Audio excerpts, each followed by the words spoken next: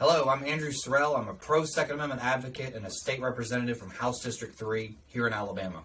I'm sponsoring a constitutional carry bill, which will allow you to carry a gun, open or concealed, on your person or in your car without having to get a concealed carry permit. One of the objections I'm hearing from my colleagues is that they are not hearing from voters that this is something they want. I need you to help me build momentum for this bill by signing my petition below so that I can show my fellow representatives 10,000 virtual signatures from voters in Alabama who don't like having to purchase their constitutional rights back from their state government. Also, please like my Facebook page, Andrew Sorrell for State House District 3, to receive periodic updates about how this legislation is progressing. Now, let's imagine you want to post a video on Facebook about how you feel about gun legislation.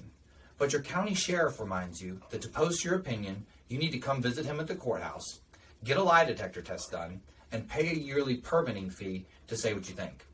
The sheriff assures you that you still have your First Amendment rights, but words are dangerous. So we need to be sure that people who are publicly sharing their opinions aren't misinformed, using hate speech, or lying. He also reminds you that this permit will expire in 12 months, and that any time you are publicly sharing your opinions, you must be able to present this permit on demand or risk prosecution as a thought criminal. While this may sound absurd, it's no less crazy than the system we currently have in place for our Second Amendment gun rights.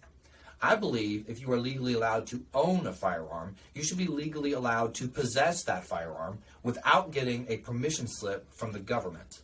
What good does your gun do you at home in the drawer if someone bursts into your church sanctuary in a trench coat and whips out a gun? Are you going to ask him to present his permit? No, criminals don't care what the law says about gun permits.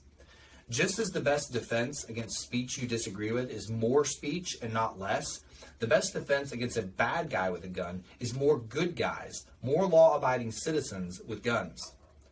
The next thing I want to address is the permitting system itself. Let me be clear, I am not advocating for the abolition of the permit system in Alabama. My constitutional carry bill leaves the permitting process in place, recognizing that Alabama citizens traveling outside of our state would still need a permit for reciprocity in other states. What I am advocating for is the removal of the requirement to purchase a permit to carry a pistol concealed on your person or in your car.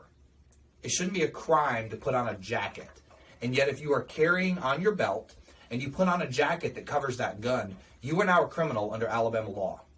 It shouldn't be a crime to drive your car, but if you're carrying openly and you get into the vehicle, you are now a criminal under Alabama law. I want to put pistols on a level playing field with long guns, such as shotguns and rifles. Currently, no concealed carry permit is needed for those types of guns. The Founding Fathers knew that law enforcement could not be anywhere and everywhere, so they recognized your God-given right to self-defense and enshrined it in the Constitution. I encourage you to call your state representative and your state senator and tell them your constitutional rights are not for sale. Thank you so much for watching. Please sign my petition to help me send a message to Montgomery that it is time for Alabama to become the 17th state to pass constitutional carry. Also, for updates as this bill moves through the legislative process, please like my Facebook page, Andrew Sorrell for State House District 3.